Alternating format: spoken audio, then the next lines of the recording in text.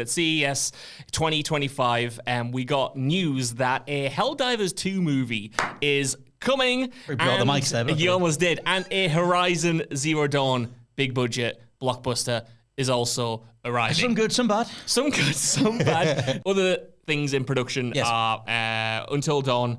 We've got The Last of Us Season 2, which we will talk about. Uncharted 2 is apparently in development. They've already released Gran Turismo.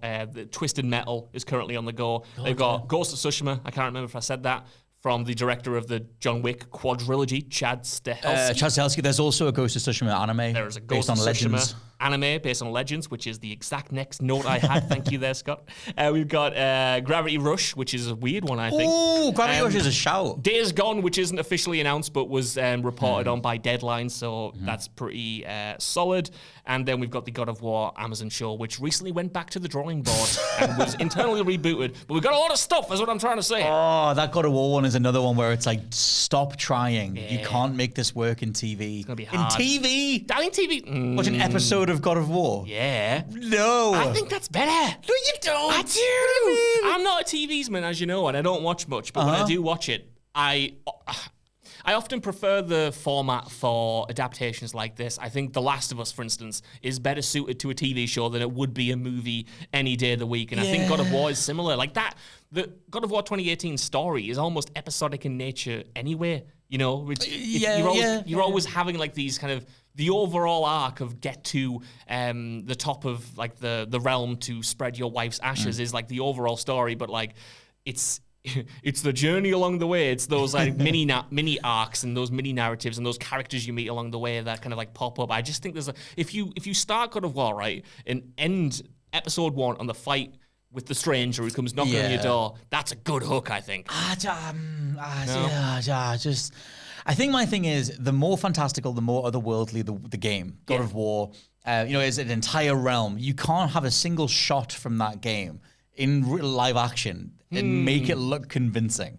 Like, I just feel like that fight with the stranger, that uppercut, is not going to work in live action. Do you think? No. What? Why are you going to launch someone and follow them with it? There's going to be some stupid CG effect of a little puppet guy launching over the horizon. It's going to look terrible. Why would it look terrible? Why would it look good? Man of Steel was 12 years ago, and that has, for all of its faults, has good superhero action, right? Has nice and weighty superhero action, nice and kinetic. I think in the era we're in, with these high-budget shows, you have to remember as well, this is Amazon financing it. It's going to be high budget. To be fair, Fallout is awesome. Awesome. With another thing with God of War is how the hell do you cast Kratos? Yeah, that's hard. I'll give you that one. I don't know how the hell you even attempt to cast Kratos.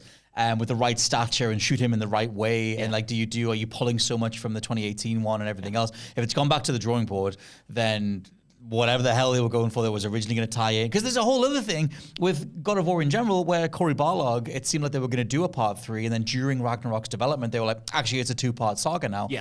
And then that game came out, he didn't answer who blew the horn, and then Barlog was like, look, it's an answer for another day. Yeah. And I was like, this day's meant to be today, Cory. Well, maybe the day will be in the Amazon show. Maybe that's when the time is for it. Because like you said, there's so much story in that second game especially, which, even though I love it, it does sometimes feel a little bit rushed in terms of what it's getting through. That man, from those 2 games, you're gonna have like a 5-season show right there. I think, with everything else on top of it. I think ultimately there's a part of it where it's just not for me. Like where I acknowledge like these are in motion advertising billboards for people who are going to come in and play the game. And that's cool, I guess, because you'll actually play the thing that was there originally that didn't have this weird weight behind it, this pressure to try and make it advertised to a new audience. But the curiosity factor is there for things like God of War. But yeah, the whole motion of like, let's just have movies for the sake of it, I think is, I don't know, I guess, sure. Why not? Speaking of things that you might... I do like things.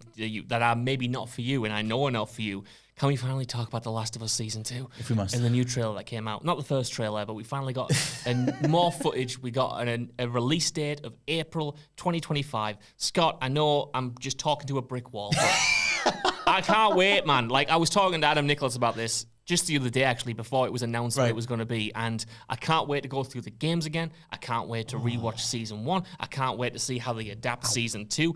I was, over Christmas, like I mentioned this, either on mic or off mic, I can't remember, but my brother was over Christmas. He was like, I want to get into games. You know, I've never played a single player game, essentially. Ooh. He's played so much FIFA online, so much COD online, but he's never like experienced the story. Even in GTA, he probably didn't finish GTA 5.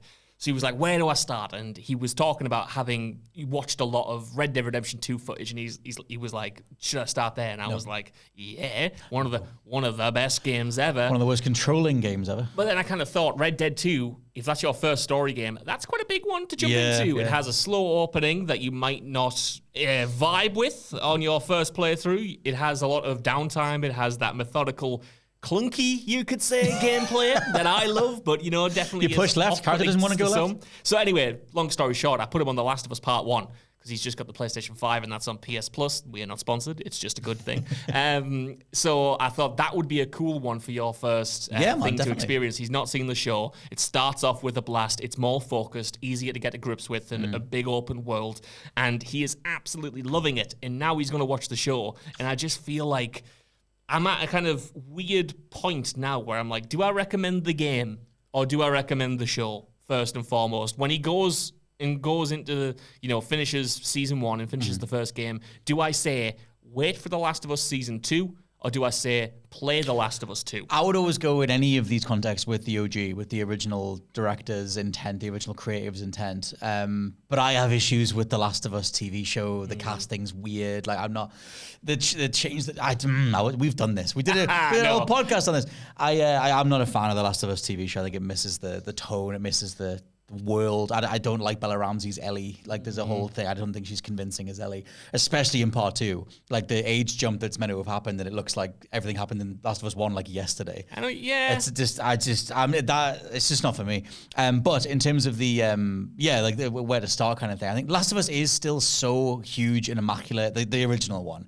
The boat has completely left me in regards to the franchise.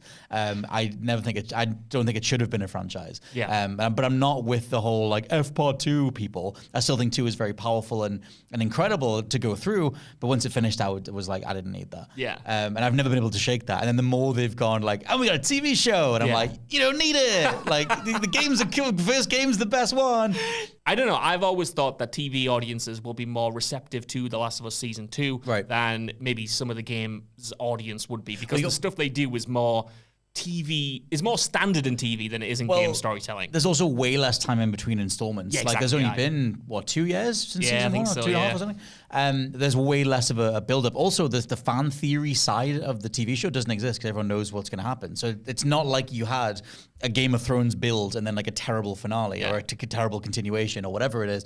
Everyone knows, if you want the answers, you can go look for them. Yeah. If you don't, I never saw any sizable contingent of non-fans, non-viewers, non-players getting stuck in, going, I can't wait to see what's going to happen.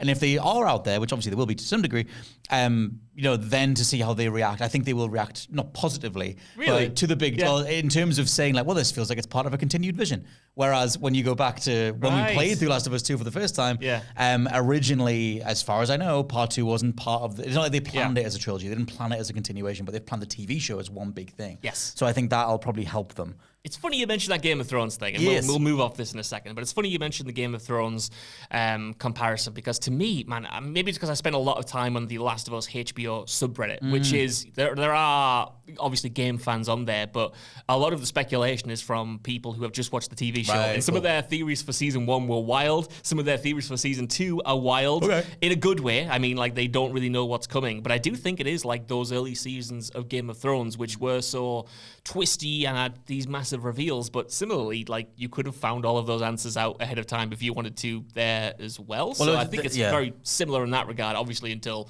the final couple of seasons of Game of Thrones, when we did get into uncharted territory. There was, for the Thrones, I'm just thinking of all the R plus L equals J stuff, and like trying to figure out all the lineage, and like they built that so well for so long, and like those hints were always there. But yeah, whatever. When it comes to Last of Us, it's such a different beast to when it first came out. Obviously, we're talking about a game from 2013.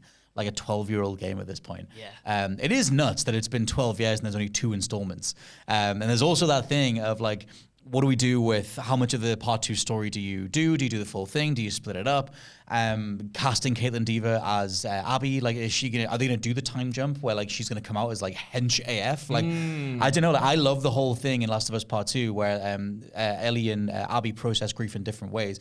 Ellie goes completely inward and gets more skinnier and malnourished. Abby turns her body into a weapon, and she's like, "I'm gonna destroy what the hell, get my retribution." Yeah. I'll be amazed if that comes through in the TV show. Yeah, I know we've said this before. From physicality, anyway. Yeah, I think they're very different in that regard. In terms of even in season 1 showcasing violence and physicality, I still think season 2 will be a very violent show. I think that violence is inherent to the story. But I mean, you look at Joel in the first season, like, he's a beaten down guy, right? He's got a bad knee, he's got a bad back. He still kicks ass when he needs to, but the kind of point of that character is he's old, he's got wounds, he's got injuries, he's not as mobile, he's not as effective as he is in the game. So I think they're kind of trying to go more realistic in that regard. Yeah. So I think you'll still get a very violent season 2. You'll get Bella Ramsey and Caitlin Dever probably kicking ass, and Caitlin Dever probably being portrayed as strong, but I don't know if they'll go down the full physicality route, especially when you said like Bella Ramsey. They look not too dissimilar to Ellie from season 1. You know, they're actually older than Ellie is in the game, but you know, in terms of the continuity, it doesn't seem like there's been that much of someone growing up, essentially, is what I'm trying to say, or changing their physicality, as you would expect. So I wonder if they keep that more thematic than physically. Well, yeah, I mean, there's other ways to sort of depict the fury that Abby has, kind of thing. Man, it's insane. Like, I can't believe that it's the 5th year after Last of Us Part 2. Like, there's something, like I said, there's something about the entire way that franchise went, the way that all that stuff played out in regards to that original game feeling like the most untouchable, one-off, perfect thing. That is now absolutely not the case, where I personally could not care less about any of this stuff, other than just raw curiosity, going like scene-by-scene comparison or something, but I couldn't get away with season 1. But of everything that we've mentioned, Last of Us, so far, we haven't seen the rest of the other projects yet, other than things that are out like Uncharted. The Last of Us show feels like the most intent, like has the most intent behind it, the most like reason to exist, probably because Druckmann's involved. But it does have that. It's not like Uncharted where it's like, here's a Papa John's advert or whatever.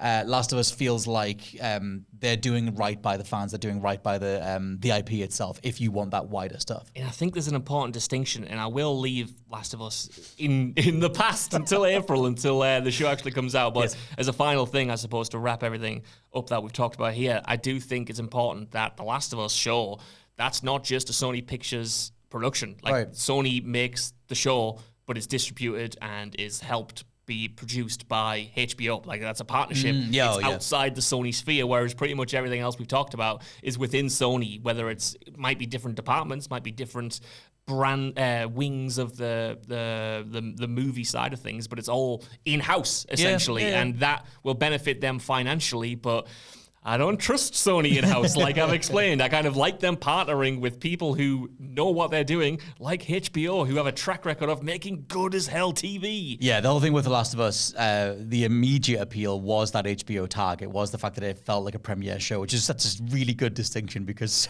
Sony stuff does feel a bit bargain bin every now and then. And at the same time, it'd be almost hilarious to get a really Sony focused version of The Last of Us where it's like, let's stop and talk about Papa John's for 2 minutes before we keep going. Oh, that horrible Netflix report that came out where it was like, we need these scripts to be constantly referencing what the characters are doing. It's Poochie. So people don't have to actually listen to it and pay attention to it. Yeah, so you can watch it while on your phone. Yeah.